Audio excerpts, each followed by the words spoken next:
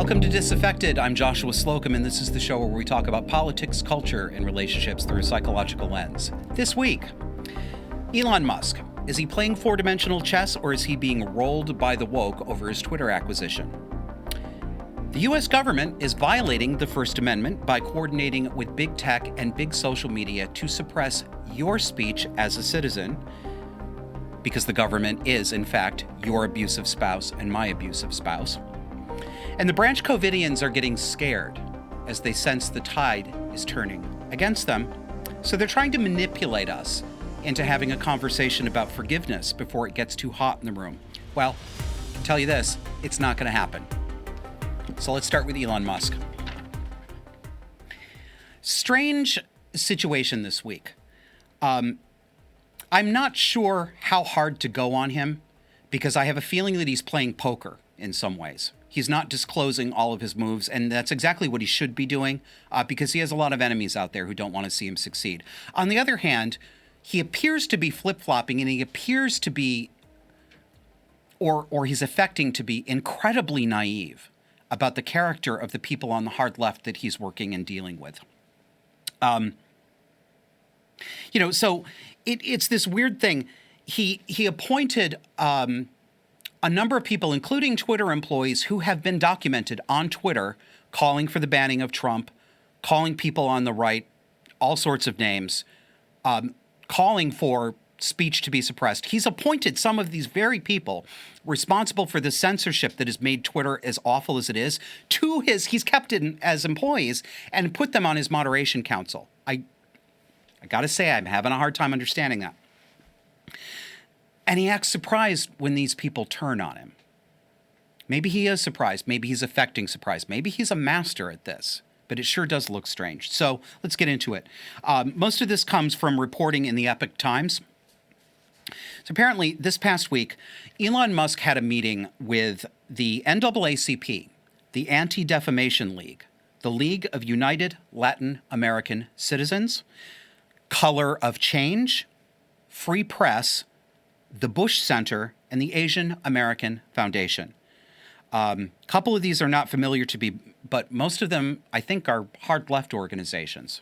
You'll correct me, of course, if I'm wrong in the comments, and I'll say thank you. Quote, Twitter's Content Moderation Council will include representatives with widely divergent views, which will certainly include the civil rights community and groups who face hate-fueled violence, Elon Musk wrote on Twitter on November 2nd. So why was this so important? Why were these groups the first groups that you felt it necessary to open the door to and roll out the welcome mat for?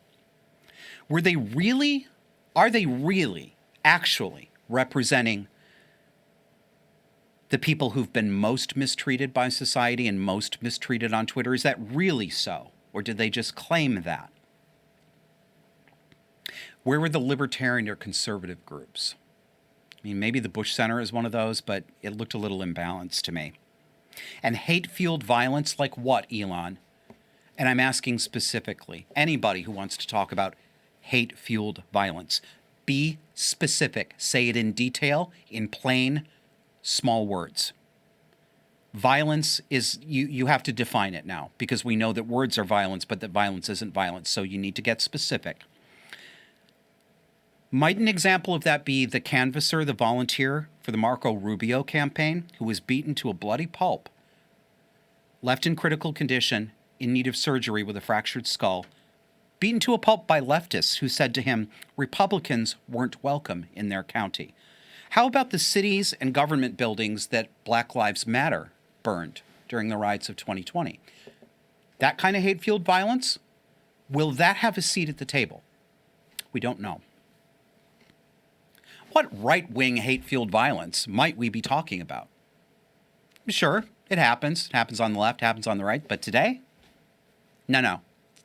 It's not equal. It's not both sides. Political violence is primarily coming from the left. Everyone knows it, even the people who claim that it's coming from the right.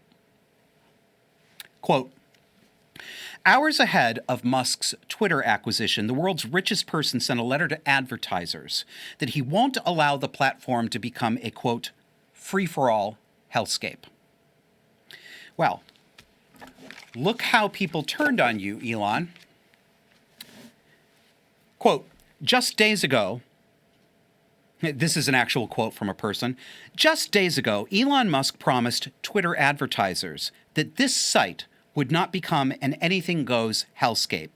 We've got news for you. It already is.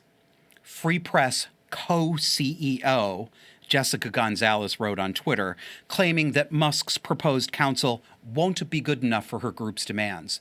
Well, la-di-da, aren't you fancy? Let me let you in on something else, because I work in the nonprofit world. Thank God for only about 2 months more.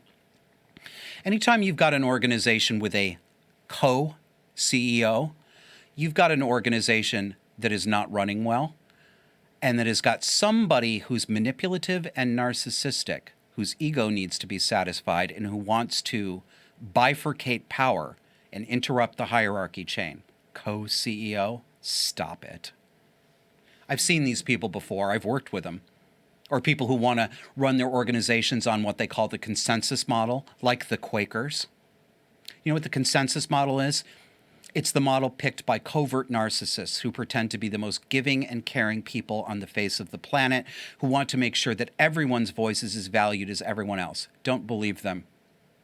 They're not nice people, no matter how nice their affect might be.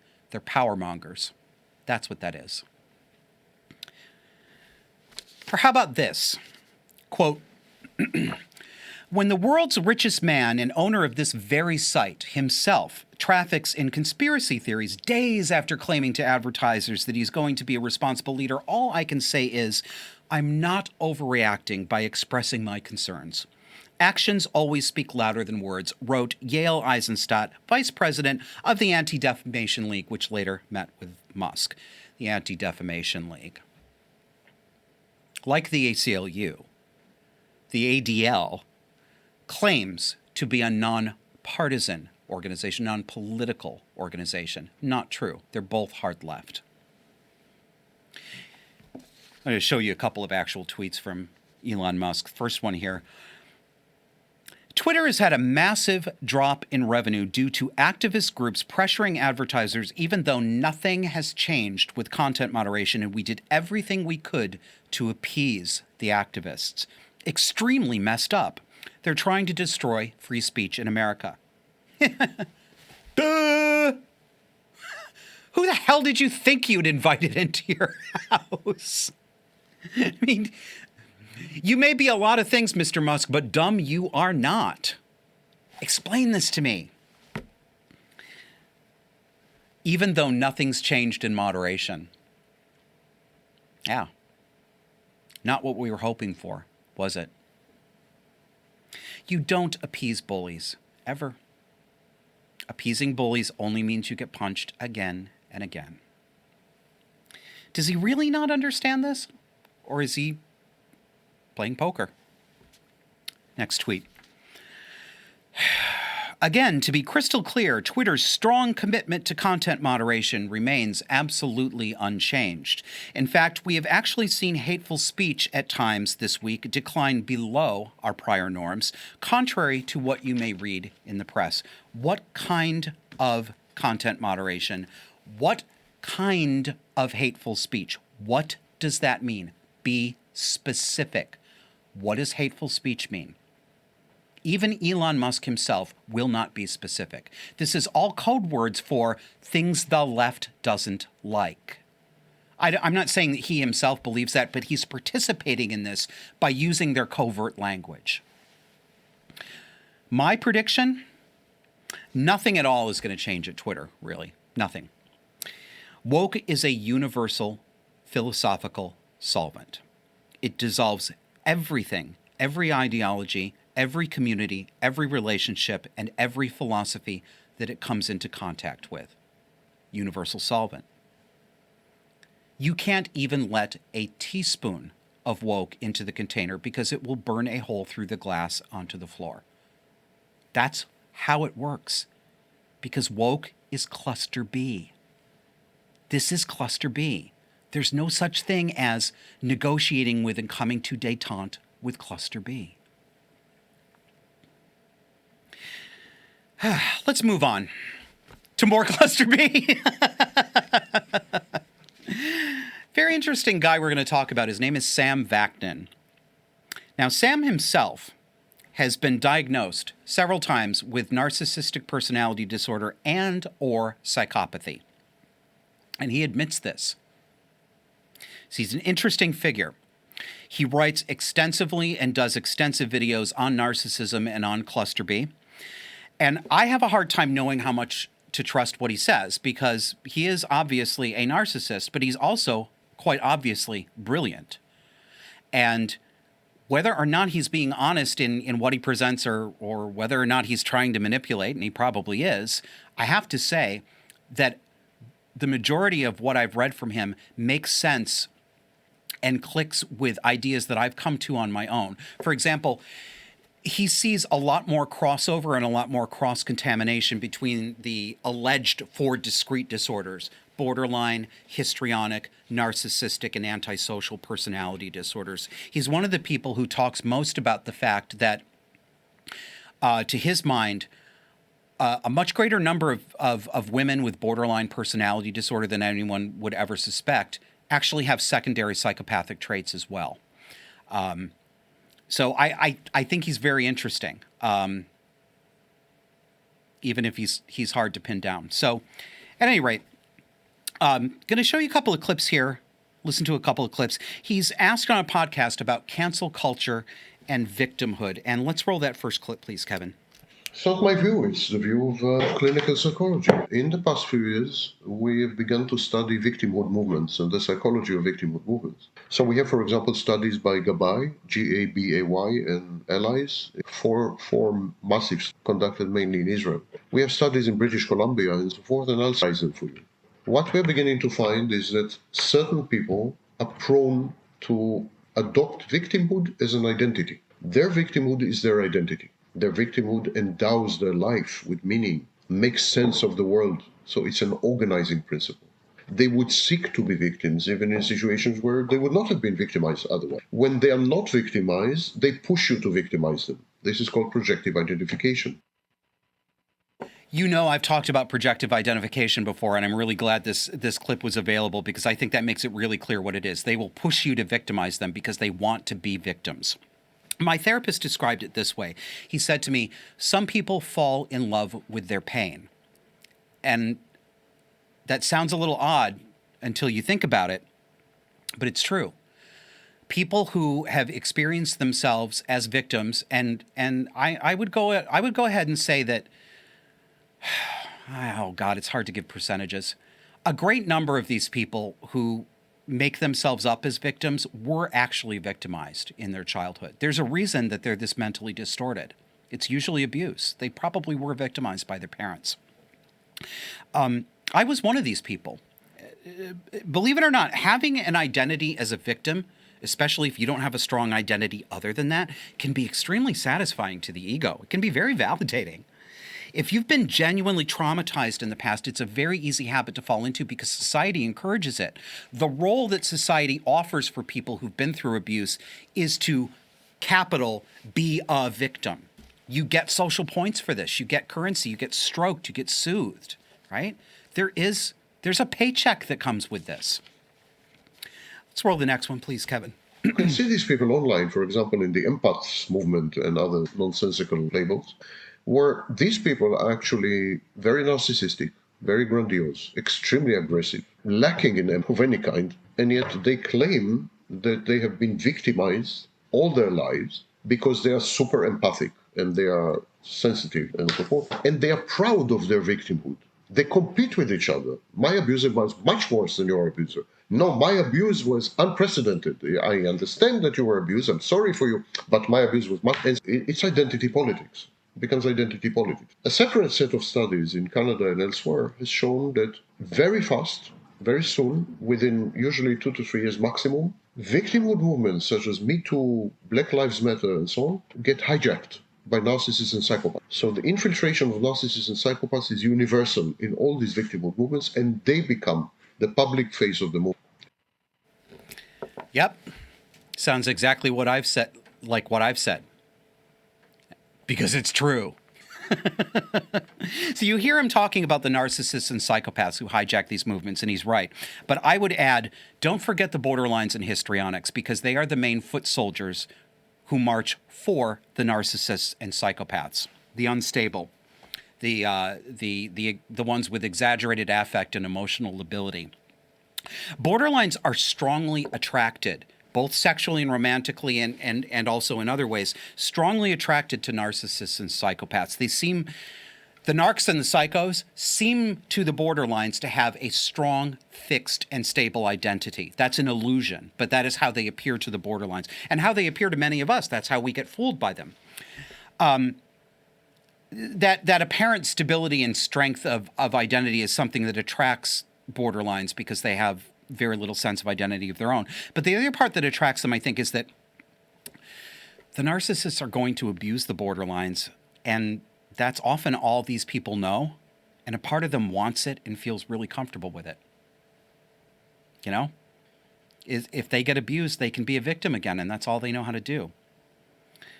This next one is interesting. He's going to talk about what's called the Cartman drama triangle. Victimhood movements are one of the most threatening and pernicious developments. There is a sociologist by the name of Campbell, and he said that we have transitioned from the age of dignity to the age of victimhood. It's very dangerous because if you are a perennial victim, if this is your identity, if you are determined by your victim, you would tend to develop attendant behaviors. For example, you would tend to feel entitled to special treatment. And if you don't get this special treatment, you will become aggressive. And this is the irony. This was first described by Kaufman. There's a guy called Kaufman. And he described what he called the drama triangle. And he said the drama triangle includes abuser, victim, and rescuer or savior. But he said these roles are not fixed. When the victim is not gratified by the rescuer, she becomes an abuser. Yeah, keep that in mind, the Cartman drama triangle, because I don't know when, but I'm going to do a show that devotes at least one segment, possibly half the show, to it. It's this triangle of victim, persecutor, and savior. And Sam is pointing out that people play musical chairs with this. They don't all stay on the same points of the triangle. It's a literal psychodrama. That's what psychodrama means.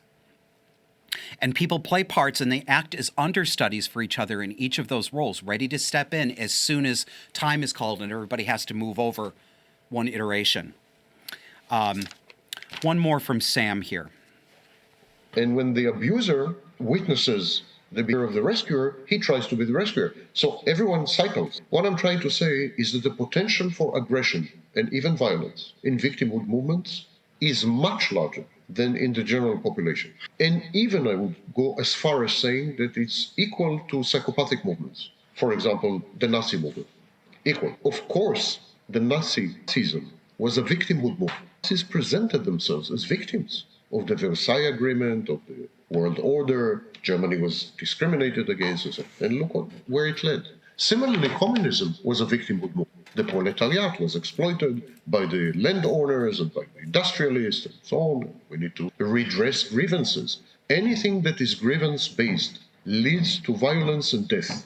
End of story. All death cults started as victimhood movements. ISIS is no exception. So it's dangerous. So he talks about how the risk of aggression and violence is much higher in these movements than it is among the general public. A very important point. It's a point I've been trying to get across.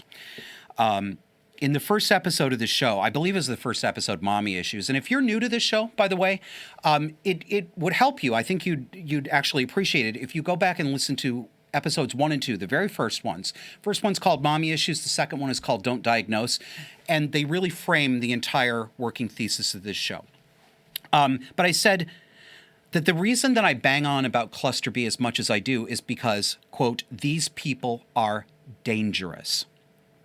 That's hard sometimes for those who are not familiar with cluster B or familiar with seeing apparently victimized people as anything other than victims. It's hard for them to hear that.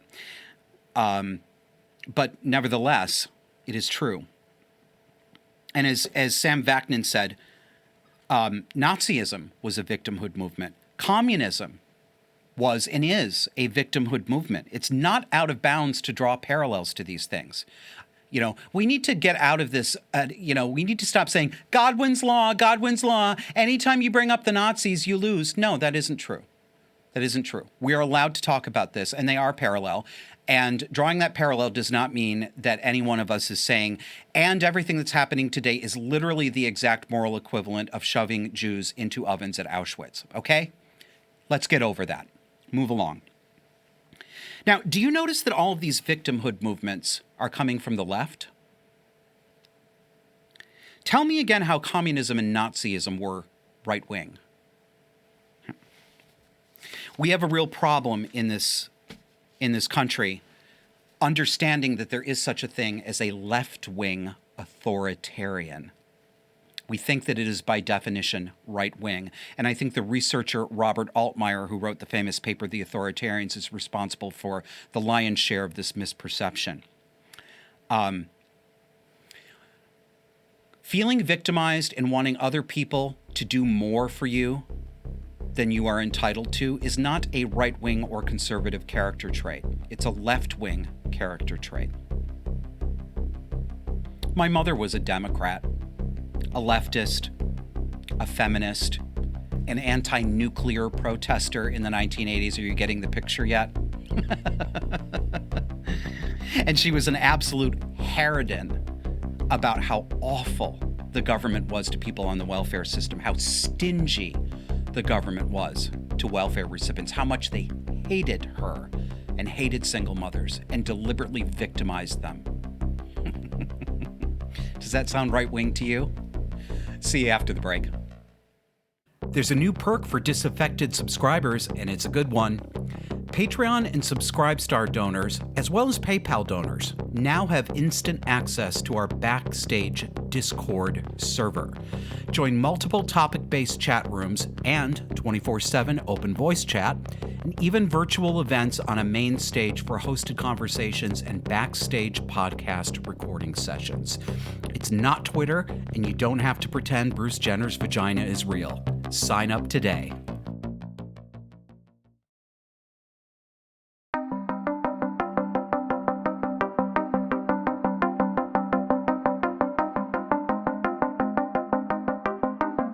We've all known that the government has been telling big social media what to do. And now we have the evidence.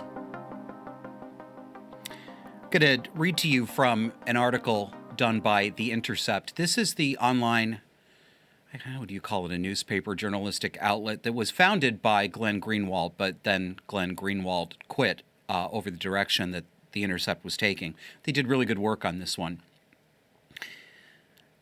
And the question on my mind is, what does the government have as leverage over big tech and big social media? Why is big tech cooperating the way they're cooperating? And I can think of a couple possibilities. I don't know what the answer is. Is it the threat of worse regulation if big tech does not comply with them? Is it something else? Is it that big tech generally is actually sympathetic to the government and wishes to have this partnership with them? I'm not sure. But there's something going on here. Because I don't think we've ever seen media. I mean, I'm saying big tech, but what I mean is big social media. Okay? Facebook, Instagram, Twitter, these guys. I don't think I've ever seen media of any sort this co-opted by government or this voluntarily cooperating with government. This is something new. Not that it hasn't happened before. It has happened before. But to this degree, this synchronicity, I don't think we've seen that before. And I think it's kind of remarkable. From The Intercept, quote, "The Department of Homeland Security is quietly broadening its efforts to curb speech it considers dangerous," an investigation by The Intercept has found. Years of internal Department of Homeland Security memos, emails, and documents obtained via leaks and an ongoing lawsuit, as well as public documents, illustrate an expansive effort by the agency to influence tech platforms. Next one. Though the Department of Homeland Security shuttered It's controversial. Disinformation Governance Board. A strategic document reveals the underlying work is ongoing. DHS plans to target inaccurate information on, quote, the origins of the COVID-19 pandemic and the efficacy of the COVID-19 vaccines, racial justice, U.S. withdrawal from Afghanistan, and the nature of U.S. support to Ukraine. The Department of Homeland Security plans to target inaccurate information. Hold that thought. We're going to come back to it. Quote, Facebook created a special portal for DHS and government partners to report disinformation directly. That is remarkable. Remarkable. They actually, I don't have the picture for you, but there's a screen. It's a portal. You know, you log in as a government agent and you report directly to Facebook when you see somebody doing a misinformation, which of course means anything the government does not want you to be able to say. Next quote. And this is actually a quote. Platforms have to get comfortable with government. It's really interesting how hesitant they remain, end quote, said Microsoft executive Matt Masterson, a former DHS official, texted to Jen Easterly, a DHS director, in February. Well, he would say that, wouldn't he? The revolving door of private industry and government. Around and around and around it goes. You know, I have worked with government agencies in my day job that have revolving door policies. They are ostensibly, and on paper, supposed to not hire people from industry right away. There's supposed to be a cooling off period. I don't know how this is supposed to change anything, and I can tell you from experience that it doesn't change anything. Some of the government officials I've talked with who've been subject to the revolving door policy, they came from industry and then went here or went from one agency to another, they quite openly talk about how they have to give the appearance of complying with the policy.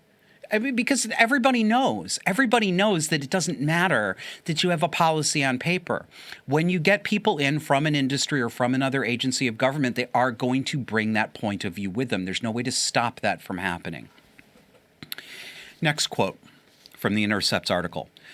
The work, much of which remains unknown to the American public, came into clearest view earlier this year when DHS announced a new Disinformation Governance Board. A panel designed to police disinformation, false information spread unintentionally, disinformation, false information spread intentionally, and malinformation, factual information shared typically out of context with harmful intent that allegedly threatens U.S. interests. Ooh, they are getting detailed, aren't they? Do you remember Nina Jankowicz? Let's put her on the screen here. Remember her? Scary Poppins? Yeah. She actually did a version of, what was it, supercalifragilisticexpialidocious or something else like that? Something from Mary Poppins about disinformation. And then everybody went nuts because, I mean, it was ridiculous. And they got rid of the governance board. But as many people correctly predicted, they didn't get rid of this project at all, did they? Quote, in a March meeting, Laura Demlow, an FBI official, warned that the threat of subversive information on social media could undermine support for the U.S. government.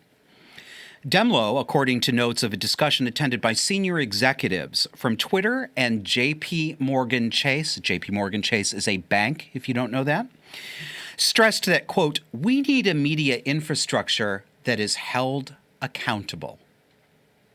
Held accountable. I love that word. Quote, there is also a formalized process for government officials to directly flag content on Facebook or Instagram and request that it be throttled or suppressed through a special Facebook portal that requires a government or law enforcement email to use. At the time of writing the content request system at Facebook.com is still live. The Department of Homeland Security and Meta, the parent company of Facebook, did not respond to a request for comment. The FBI declined to comment, naturally. For those of you who don't know, this activity by the government is blatantly unconstitutional on First Amendment grounds. The First Amendment constrains the government, not you, the citizen. The First Amendment constrains the government from suppressing your speech, not the reverse. Okay? You, the citizen, are not constrained by the First Amendment. You are protected by it. Do you see how they have pulled a reversal? Do you see it? Narcissistic reversal. The government, under the First Amendment, may not coerce private citizens or companies in order to throttle speech. This is not a gray area. It's not an issue in controversy. It's not Josh Slocum's opinion. It's a fact. And it's a fact that everyone at this level of government knew openly just a few years ago. If you as a citizen don't know that, that means that your civics education was subpar and you need to do some remedial reading. That's true of most of us. Most of us Americans have a subpar civics education. Remedy that, please. This is another illustration to me of why culture is more important than the written law. Culture is more important than politics. We have a constitution. We have laws, but they are only words that are in written documents. When no one remembers what these laws are supposed to do, we don't actually have the rights that these laws describe. Literally, if we don't enact the concepts that are written down in our Constitution and our laws, we don't have those constitutional protections. Only culture can do this. Only a citizenry that actually understands the founding principles of this country and how they protect individual citizens, and only a country where citizens care about this can preserve this. Okay? We don't have a functional First Amendment right now. We have it in some instances, but we don't have a complete First Amendment. It's being chipped away at. And why is Biden's government so confident in doing this? And they are. I mean, they're brazen, right? I've never seen a government that would be this confident to blatantly violate the First Amendment before. Why? Because you and I, collectively, on average as citizens, we won't stop them. We're not stopping them. Americans don't understand the Constitution. They don't understand their rights. And frankly, way too many Americans are hostile to the idea of free speech, actively hostile. And who are those Americans? It's not both sides. No, it's not. It's the left. The left that has banged on and caterwauled for decades about free speech. You know, people say, the left used to care about this. I don't think so. I think the left used to say they cared about it. I'm not sure they ever did. Because if the left could be so thoroughly reversed in its philosophical positions over the past 4 or 5 years, no. The rot was there to begin with. Here's a little grab bag. Got some fun for you. Let's look at queer art. What is queer art, you say? Well, here's a picture. This was submitted by listener and audience member Ryan, who's also a member of our Discord, which you get access to if you give us at least $5 a month. Cha-ching! He sent this in. It's a picture of what's the right term for it? I used to do this shit in college. A multimedia artistic piece. It's a photograph in a frame that appears to be altered, and it shows a naked body with a few bars across the front of the nipple area and the genitary region. Yeah, I just made that up. Got it from Shelby.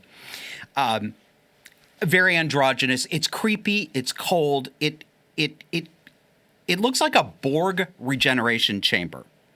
Like, oh look, it's 7 of 9 personalities.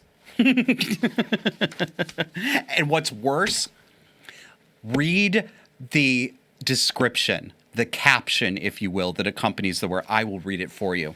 But for that, I need borderline glasses. And not just because I can't read this and I can't read it, but because I really need to be in the mood. The piece is called Offshoots of Camp by Levine Gammy. Inkjet print, wood, acrylic paint.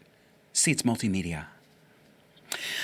Levine Gammy is an interdisciplinary artist living and working on the traditional and unceded territory of the Songhees, Eskimo, and WSANIK people. Capital W, capital S, capital A, capital N, capital E, capital C. I have no idea what that means, which means it means nothing. She is currently completing a Bachelor of Fine Arts in Visual Arts at UVic. I assume this is University of Victoria in Canada. Offshoots of Camp is simultaneously addressing the common definition of the word camp, as well as Susan Sontag's, they misspelled Sontag, Susan Sontag's essay from 1964 titled Notes on Camp, which describes camp as the extravagant, the overly exaggerated, and the extra. She didn't call it the extra. A definition rooted in queer culture, queer as capitalized. The physical features and temporality of the exhibited work references the tangible labors of camping, as well as the frivolous. Gammy is often considering ecology, color, the philosophy of freedom, and black gathering in her work. No, I don't know what black gathering means. Neither does she. She doesn't know what anything means. This is the exact same crap that I was doing and that other people in my fine art photography program were doing at Sarah Lawrence College in the mid-1990s. I did shit like this. It wasn't this creepy, but it was this pretentious because I was at Sarah Lawrence and we deconstructed everything and we post-colonialed everything, you know?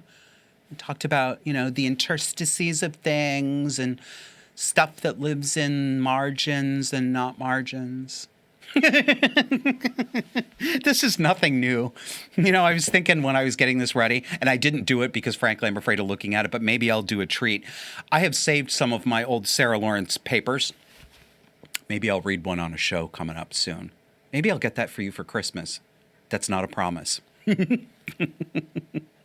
Okay, next in the grab bag, Stephen King tweets. So, here's Stephen King reacting to Elon Musk on Twitter. Elon Musk would like to charge everybody $8 a month to get their verified blue check on Twitter. And that verification is supposed to be simply verification that you are the person you say you are. But it has become something that money cannot buy.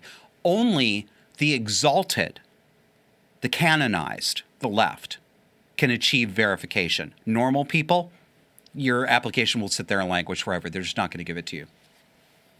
So Stephen King says, $20 a month to keep my blue check? Fuck that. They should pay me. If that gets instituted, I'm gone like Enron. And Elon Musk says back, oh, and I like this from Elon, but I'm not shilling. We need to pay the bills somehow. Twitter cannot rely entirely on advertisers. How about $8? Because he first floated $20. You know what? Yes, you will pay it, King. You absolutely will pay that $20 or that $8. You'd pay $40. You'd pay double, triple, or more. You will pay whatever it takes. Why? Because your ego needs your blue check. You're Twitter royalty, aren't you? You'll pay it.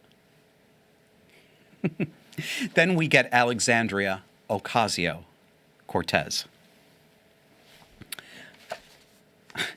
LMAO at a billionaire earnestly trying to sell people on the idea that, quote, free speech is actually a $8 a month subscription plan.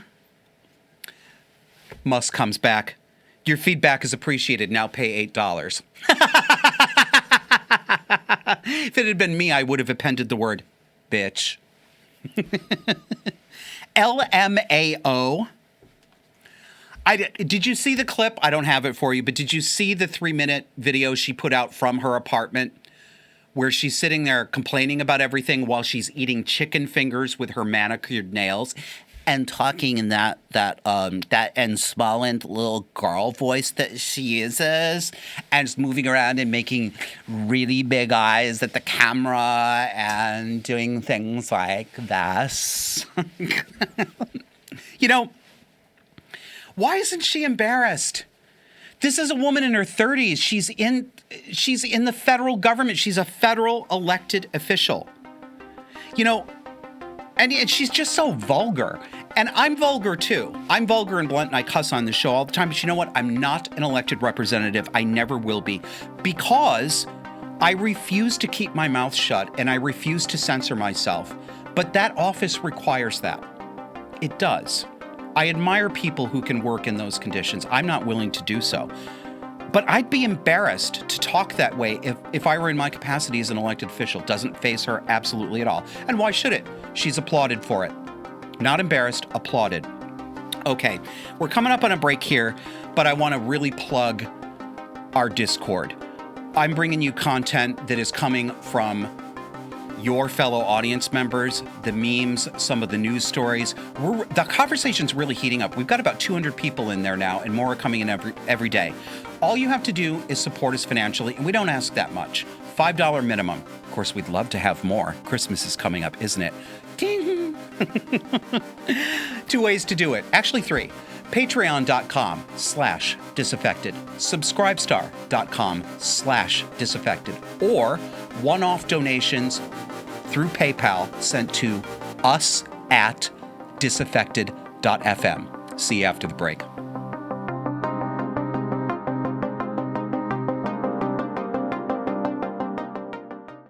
There's a new perk for Disaffected subscribers, and it's a good one. Patreon and Subscribestar donors, as well as PayPal donors, now have instant access to our Backstage Discord server. Join multiple topic-based chat rooms and 24/7 open voice chat, and even virtual events on a main stage for hosted conversations and backstage podcast recording sessions. It's not Twitter, and you don't have to pretend Bruce Jenner's vagina is real. Sign up today.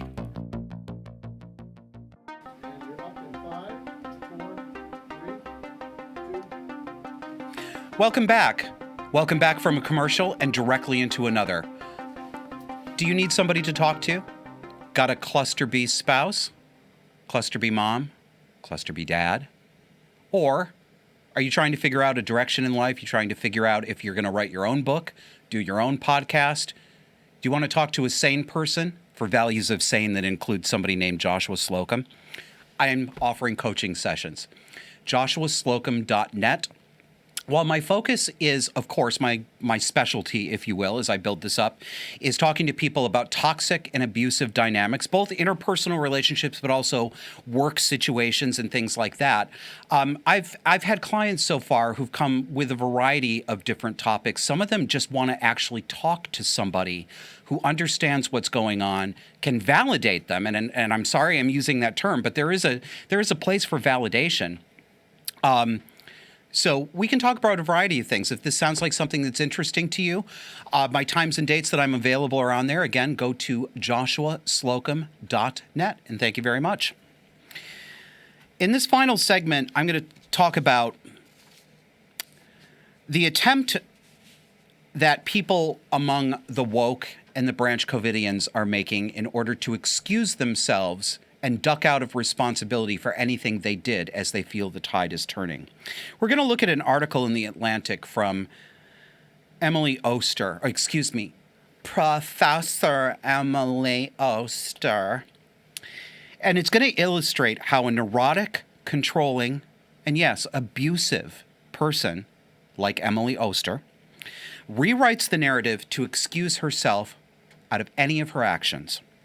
She's putting on social camouflage to make herself blend in with everyone else by claiming falsely that all other reasonable people did the same ridiculous things that she did during COVID.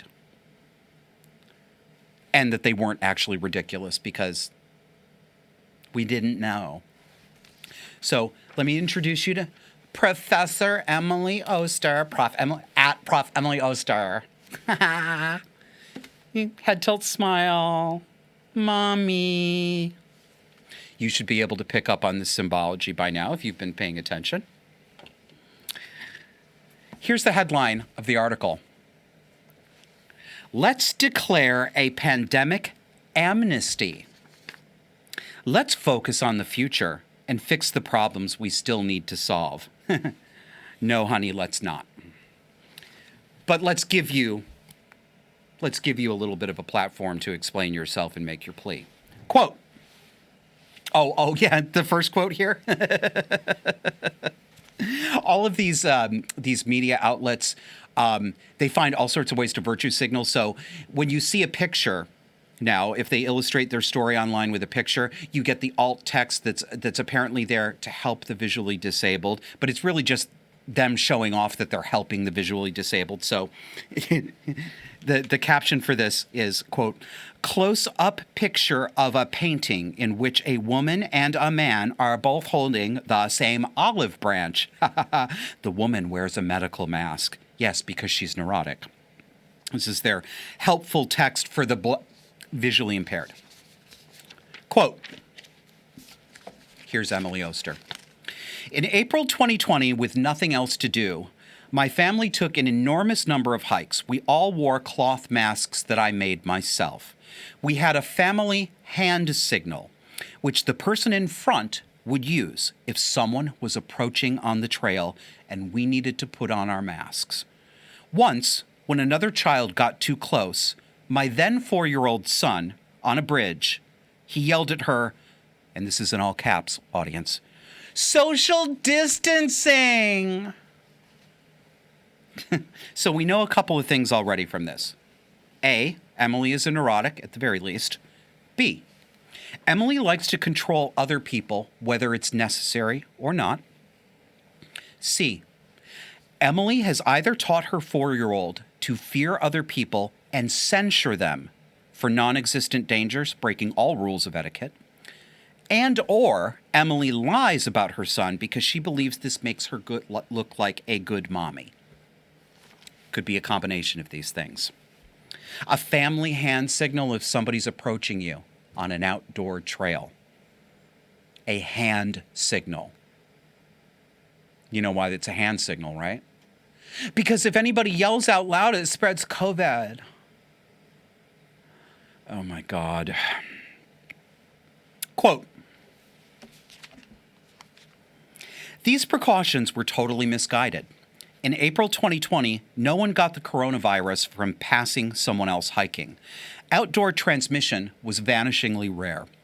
Our cloth masks made out of old bandanas wouldn't have done anything anyway, but the thing is, we didn't know. Yes, we did know. I knew.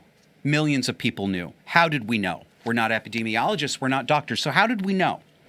We knew from common sense.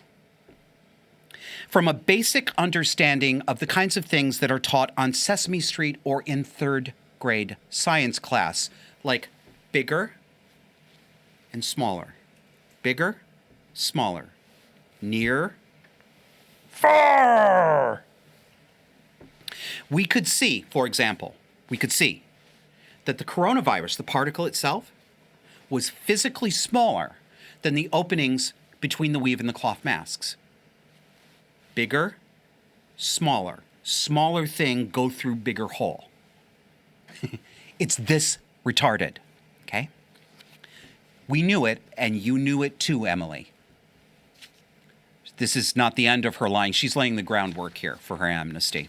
Quote, some of these choices turned out to be better than others. To take an example close to my own work, there is an emerging, if not universal, consensus that schools in the U.S. were closed for too long. The health risks of in-school spread were relatively low, whereas the cost to students' well-being and educational progress were high. Well, we knew that then, Emily. We knew that stopping kids from learning would hurt them. Even the American Academy of Pediatrics knew that children needed to see facial expressions and read lips in order to acquire language in early childhood. How do we know that the American Academy of Pediatrics knew this then?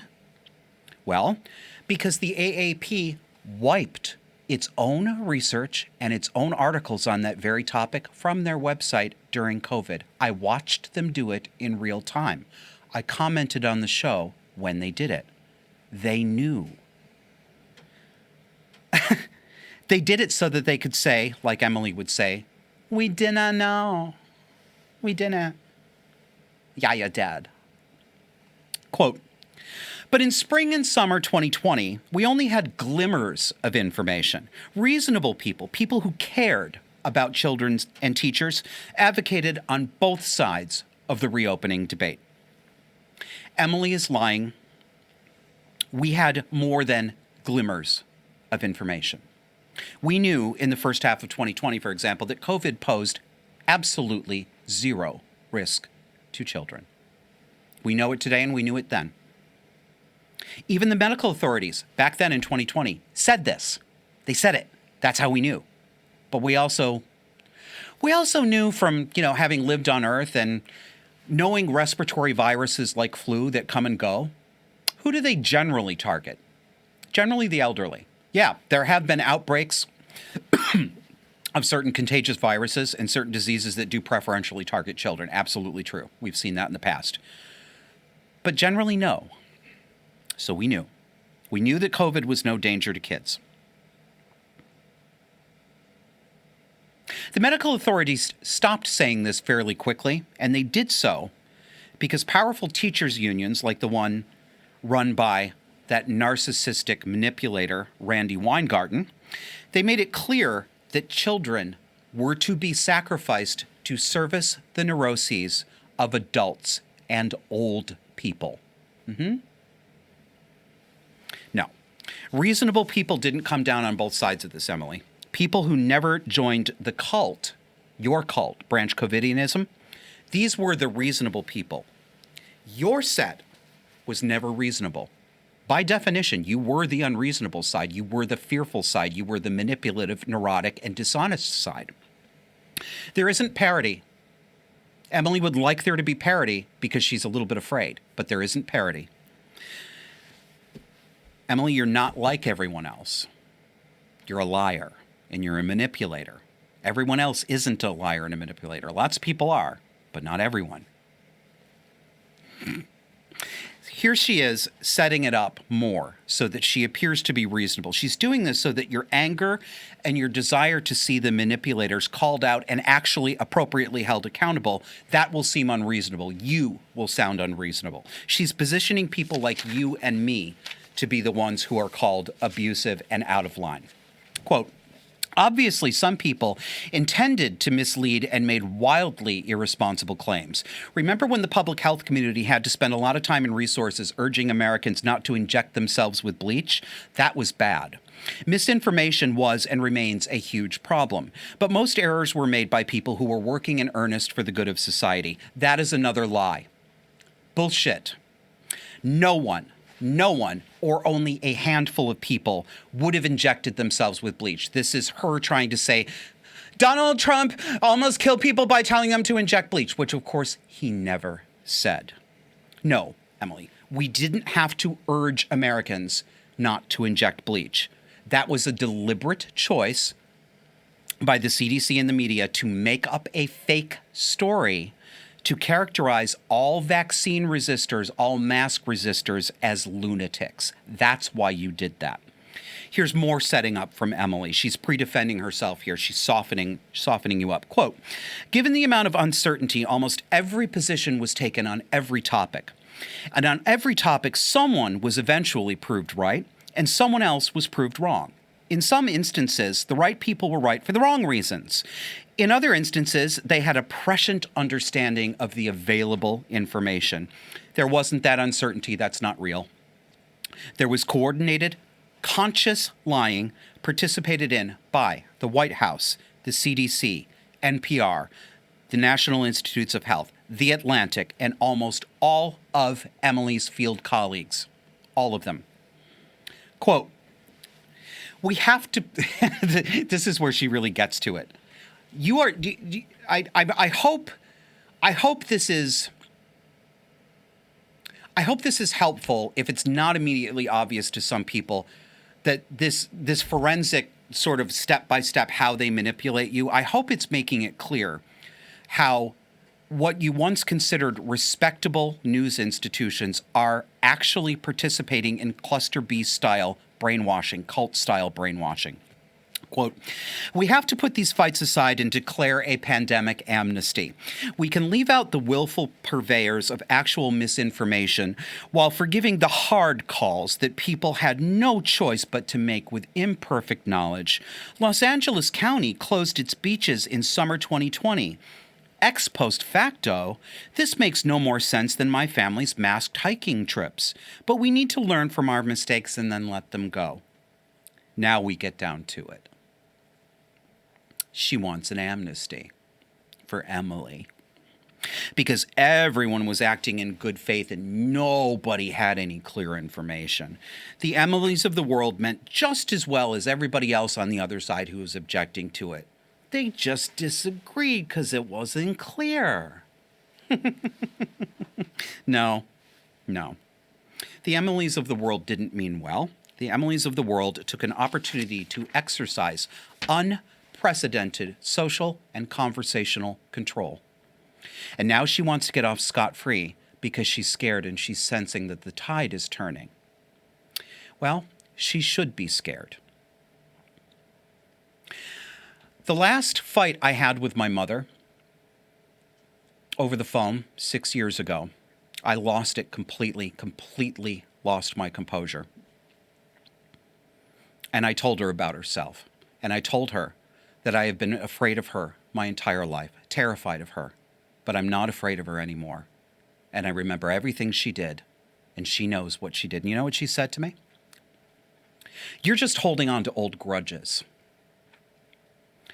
Notice the framing, grudges. That word carries the implication that your complaint is inherently unreasonable.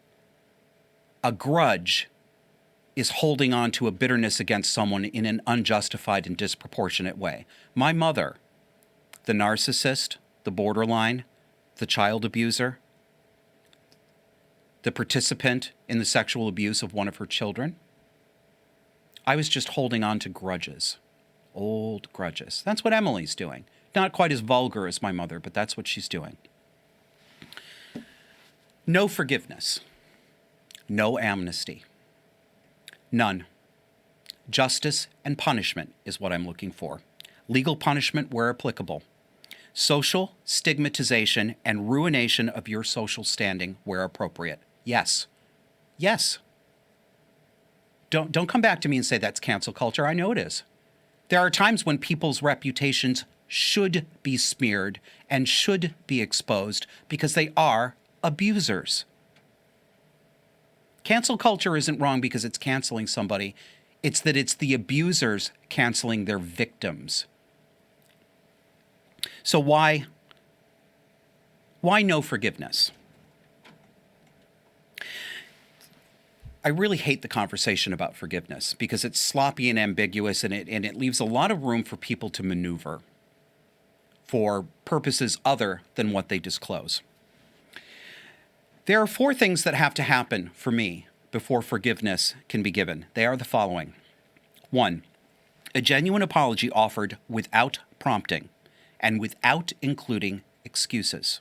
2, an unprompted acknowledgement that one did wrong to another. 3, a genuine expression of remorse.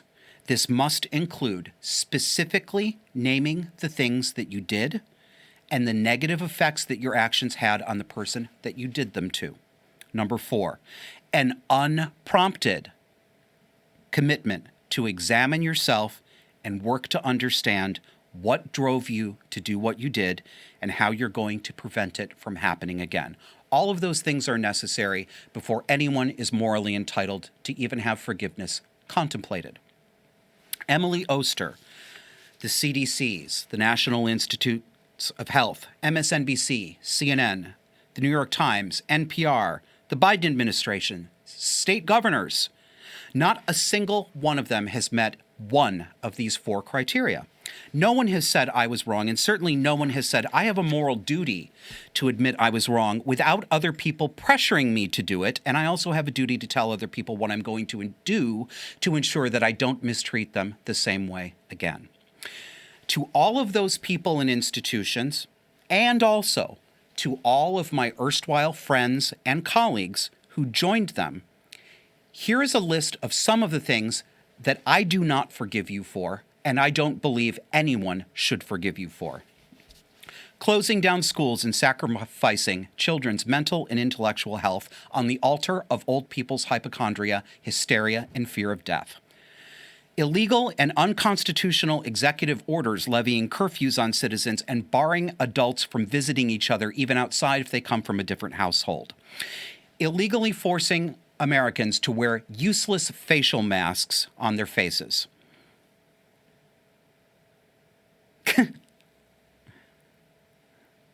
And to those of you who went along with this, my fellow citizens, my former friends, I don't forgive you for approving of this. I don't forgive you for staying silent about it either.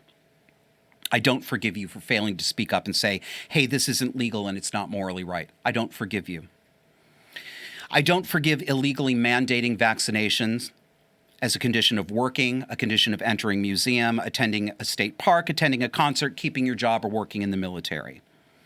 I don't forgive you for forcing an unproven, and now, as we know, dangerous vaccine on people through lies, fear, and legal coercion. You who did this, you killed people. You did. No amnesty. I don't forgive you for closing churches. I don't forgive you for pouring sand on children's skate parks so they'd have nowhere to play outside. I don't forgive you for spiking the hysteria so hard that old men yelled at me on the street for not wearing a mask, and a doctor raised her voice at me and told me that I was, quote, unbelievable for refusing to obey quarantine and reporting orders from the state governor of Vermont. I don't forgive any of you for crashing the economy. I don't forgive you for putting hundreds of thousands of small businesses in their grave. I don't forgive you for promoting BLM and queer riots and protests by claiming that racism and transphobia were suddenly a much worse imminent danger than the otherwise uber-deadly COVID that made us all have to stay inside our homes. I don't forgive you for the sky-high suicide rates. I don't forgive you for plunging the nation into the worst inflation since the Great Depression. And to the people formerly in my life, in some capacity, as some kind of friend, parasocial friend, some kind of colleague, I don't forgive you for ghosting me, as dozens of you have done. You know why you stopped calling.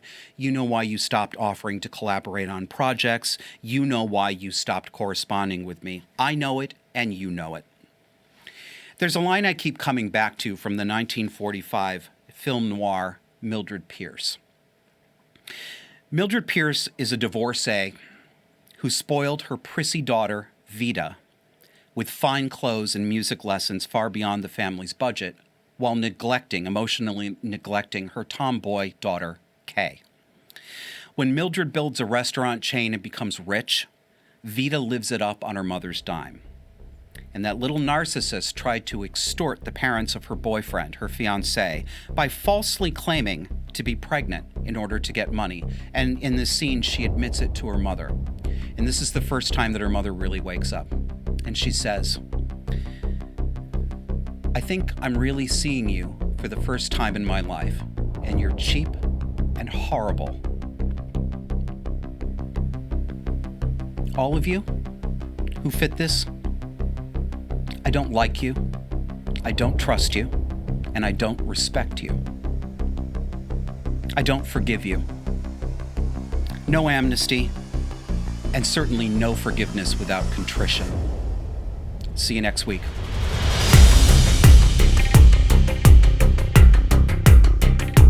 The days of Disaffected on Twitter are over, but you can still follow and interact with us on several alternative social media platforms. Find us on Getter at DisaffectedPod. Follow us on Truth Social Disaffected. You can also find us on Parler at Disaffected Pod. There's a new perk for Disaffected subscribers, and it's a good one. Patreon and Subscribestar donors, as well as PayPal donors, now have instant access to our backstage Discord server. Join multiple topic-based chat rooms and 24/7 open voice chat, and even virtual events on a main stage for hosted conversations and backstage podcast recording sessions.